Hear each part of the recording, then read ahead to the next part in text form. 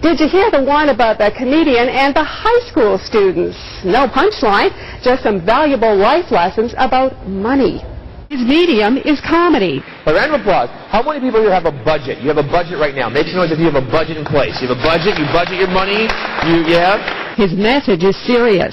It's really imperative that we educate this generation and give them the proper tools, because they're living in a very dangerous financial world, whether we want to believe it or not. James Cunningham was at Central Secondary School teaching students about money management, a skill that's rarely part of the 3 R's. At grade 11 and 12, you're really about to get out there and make some of the biggest financial errors of your life. But on a lighter note, you have what's called the brick. Okay, look at this wall. You see this wall?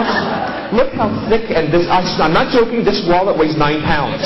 Lesson 1, know your flow, your cash flow, that is. They're living in homes, they're wearing clothes, they're driving cars, and they're eating food that they don't pay for. With teens getting credit cards at younger and younger ages, Cunningham says debt management is critical. Make sure that you use the credit card companies and don't let them use you. What did the students think? With these tools, I can improve where I'm at right now and be successful and financially confident in the future.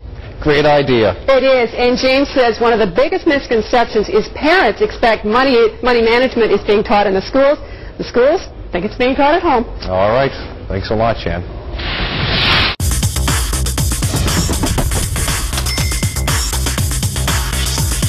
Well, we're all in the middle of a crash course in financial matters in more ways than one, and the lessons have been pretty painful. But Loretta McNabb visited some schools where the fundamentals are being taught early so that when it's time to finally leave the classroom for the real world, these students might be a little better prepared than we are. Have you had to roll change to pay for something recently? Have you had to roll change? Okay, good.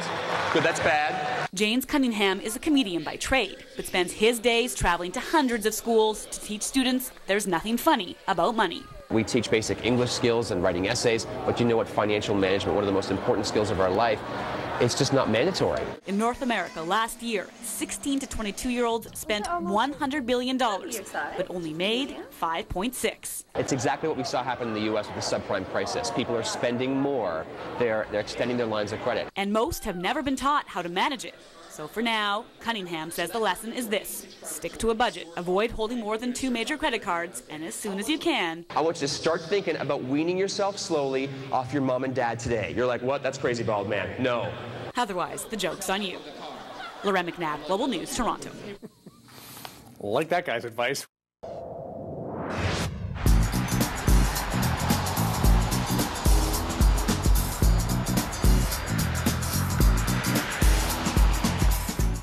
Well, folks, I'm here today to talk to you about money. Are there any broke people here? Make some noise. Broke people, where are you? Broke people? Yes.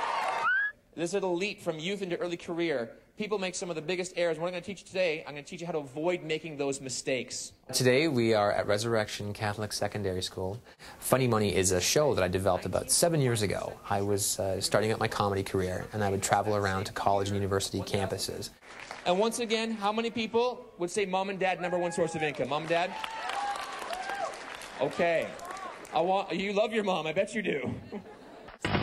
A new survey finds that teenagers are more interested in their financial education than parents and schools realize. 97% of teenagers say they want to learn more about money. Pat Foran has the details on Consumer Alert. Pat.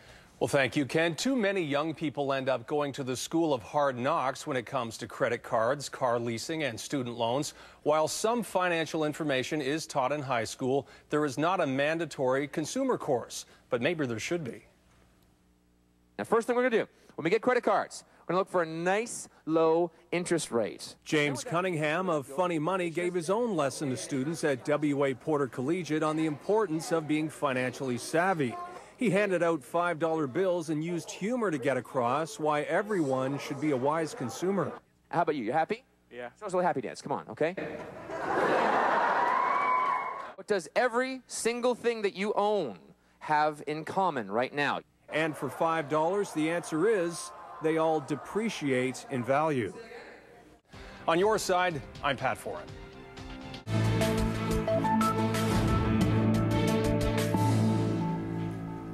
In these tough economic times, money management is difficult for many of us. It is especially daunting for teenagers who are just starting to use credit cards and their checking accounts. But some students are now learning how to control their financial future in school. Sean O'Shea explains in tonight's Consumer SOS. Teenagers are the prime targets of consumer product companies who are after a chunk of the huge money that North American teens spend each year. You guys spent $100 billion last year? Guess who knows that? Shoe companies, car companies, cell phone companies, and they're after your money like never before. More and more teens rack up spending with money they don't have using credit cards.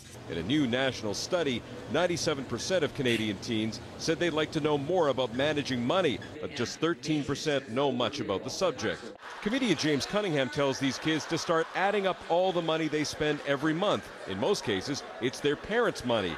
Take responsibility and use it wisely. And start focusing on saving, often. Oh yeah, start investing now so that I can not be in loads of debt. Staying out of trouble boils down to this: making sure teens live within their means, not getting more than 1 or 2 credit cards, paying off purchases right away, budgeting for what you can afford, and remembering that parents won't be able to pick up the tab for everything after high school.